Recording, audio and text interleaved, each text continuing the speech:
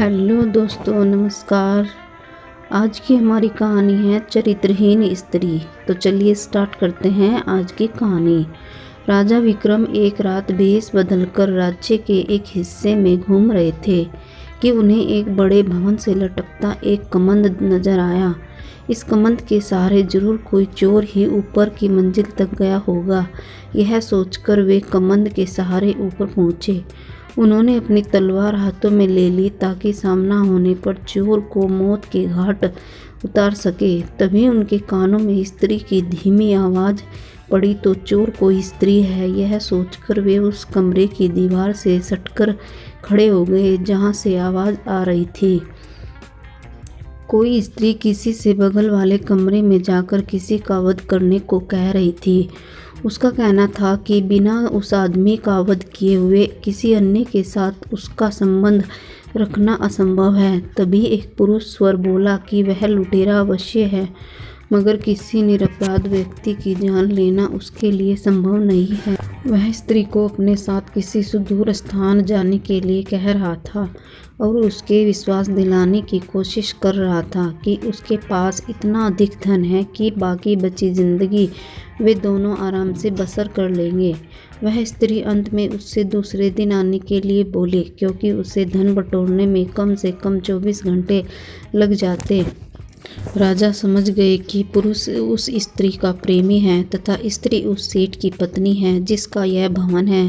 सेठ बगल वाले कमरे में सो रहा है और सेठानी उसके वध के लिए अपने प्रेमी को उकसा रही थी। राजा कमंद पकड़कर नीचे आ गए और उस प्रेमी का इंतजार करने लगे। थोड़ी देर बाद सेठानी का प्रेमी कमंद से नीचे आया तो राजा ने अपनी तलवार उसकी गर्दन पर रख दी तथा उसे बता दिया कि उसके सामने विक्रम खड़े हैं। वह आदमी डर से थर-थर कांपने लगा और प्राण दंड के भय से उसकी घिघी बंध गई। जब राजा ने उससे सच बताने पर मृत्युदंड न देने का वादा किया तो उसने अपनी कहानी इस प्रकार बताई। मैं बचपन से ही उससे प्रेम करता था तथा उसके विवाह के सपने संजोए हुए था। मेरे पास भी बहुत सारा धन था क्योंकि मेरे पिता एक बहुत बड़े व्यापारी थे, लेकिन मेरे सुखी भविष्य के सारे सपने धरे के धरे रह गए। एक दिन मेरे पिताजी का धन से भरा जहाज समुद्री डाकुओं ने लूट लिया। लूट की खबर पाते ही मेरे पिताजी के दिल को ऐसा धक्का लगा कि उनके प्राण निकल गए। हम लोग कंगाल हो गए। मैं अपनी तबाही का कारण उन समुद्री डाकुओं को मानकर उनसे बदला लेने निकल पड़ा। कई वर्षों तक ठोकर खाने के बाद मुझे उनका पता चल ही गया। मैंने बहुत मुश्किल से उनका विश्वास जीता तथा उनके दल में शामिल हो गया और किसी एक का वध कर देता। एक एक करके मैंने पूरे दल का सफाया कर दिया और लूट से जो धन उन्होंने एकत्र किया था वह लेकर अपने घर वापस चला आया। घर आकर मुझे पता चला कि एक धनी सेठ से मेरी प्रेमिका का विवाह हो गया और वह अपने पति के साथ चली गई। मेरे सारे सपने बिखर गए।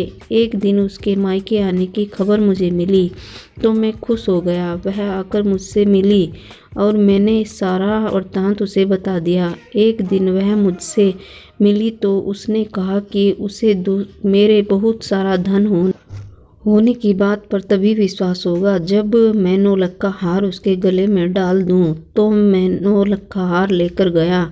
तब तक वह अपने पति के पास चली गई थी। दोबारा उससे भेंट होने पर पति से द्रोह करने से नहीं हिचकिचाई। 9 लाख का हार प्राप्त कर लेने के बाद भी उसका विश्वास करके कोई साथ चलने को तैयार नहीं हुई। उल्टे उसके मना करने पर भी उससे निरपराध पति की हत्या करवाने को तैयार बैठी है। ऐसी निष्ठुर तथा चरित्रहीन स्त्री से प्रेम सिर्फ विनाश की ओर ले जाएगा। वह आदमी रोता हुआ राजा के चरणों में गिर पड़ा तथा अपना अपराध क्षमा करने के लिए प्रार्थना करने लगा। राजा ने मृत्युदंड के बदले उसे वीरता और सत्यवादिता के लिए ढेरों पुरस्कार दिए। उस आदमी की आंखें खुल चुकी थी। दूसरे दिन रात को उस प्रेमी का वेश धरकर वे मकंद के सहारे उसकी प्रेमिका के पास पहुंचे। उनके पहुंचते ही उस स्त्री ने स्वराभूषणों की बड़ी सी थैली उन्हें अपना प्रेमी समझकर पकड़ा दी और बोली कि मैं उसने विष खिलाकर सेठ को मार दिया और सारे स्वराभूषण और हीरे जवाहरात चुनकर इस थैली में भर लिए। जब राजा कुछ नहीं बोले तो उसे शक हुआ और उसने नकली दाढ़ी मूछ नोच ली। किसी अन्य पुरुष को पाकर चोर चोर चिल्लाने लगी तथा राजा को अपने पति का हत्यारा बताकर विलाप करने लगी। राजा के सिपाही और नगर कोतवाल नीचे छिपे हुए थे। वे दौड़कर आए और राजा के आदेश पर उस हत्यारी चरित्रहीन स्त्री को गिरफ्तार कर लिया गया। उस स्त्री को समझते देर नहीं लगी कि भेष बदलकर आया हुआ पुरुष खुद विक्रम थे। उसने झट से विष की शीशी निकाली और विषपान कर लिया। दोस्तों, इस तरह चरित्रहीन कोई लड़की हो चाहे कोई लड़का हो, ऐसे रिश्ता रखना बिल्कुल गलत है, विनाश की ओर ही जाएगा। तो आप भी सतर्क रहिए और ऐसे इंसानों से बचें। इस कहानी के बारे में आपके क्या विचार हैं कमेंट में ज़रूर बताएं। मिलते हैं नेक्स्ट वीडियो, तब तक के लिए नमस्कार। चैनल को सब्सक्राइब कर लें, बेल आइकन को प्रेस कर दें।